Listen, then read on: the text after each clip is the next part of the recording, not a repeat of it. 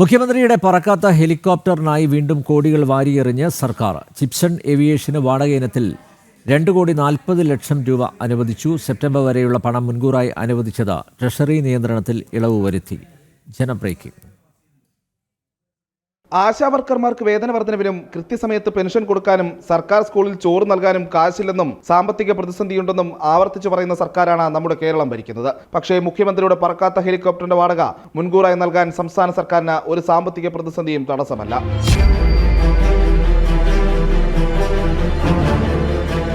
2,40,00,000 രൂപയാണ് ട്രഷറി നിയന്ത്രണത്തിൽ ഇളവ് വരുത്തി അധിക ഫണ്ടായി സർക്കാർ അനുവദിച്ചത്. അതും 2025 സെപ്റ്റംബർ വരെയുള്ള തുക. ജൂൺ 21 ശനിയാഴ്ചയാണ് ഇത് സംബന്ധിച്ച ഉത്തരവ് സർക്കാർ പുറത്തിറക്കുന്നത്.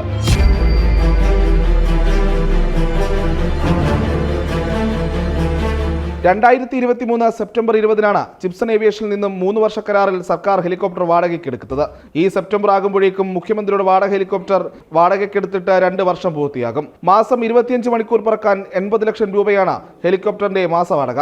ശേഷമുള്ള ഓരോ മണിക്കൂറിനും 90,000 രൂപയും നൽകണം. സാധാരണ സമയം വെച്ച് കൂട്ടിയാൽ തന്നെ ഇതുവരെ സർക്കാർ ചിപ്സൺ ഹെലികോപ്റ്ററിനായി ചെലവഴിച്ചത് 19,20,00,000 രൂപ.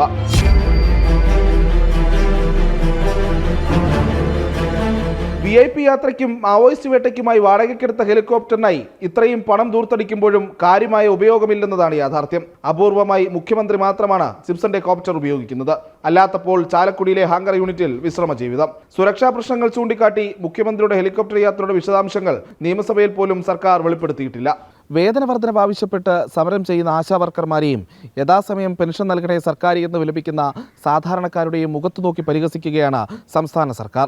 എത്രയധികം വിമർശനങ്ങൾ ഉണ്ടായാലും തങ്ങളുടെ സുഖസൗകര്യങ്ങളിൽ ഒരു കുറവും വരുത്തില്ലെന്നും അതിനുവേണ്ടി കോടികൾ ചെലവഴിക്കുമെന്നും പിണറായി സർക്കാർ ആവർത്തിച്ച് തെളിയിക്കുന്നു.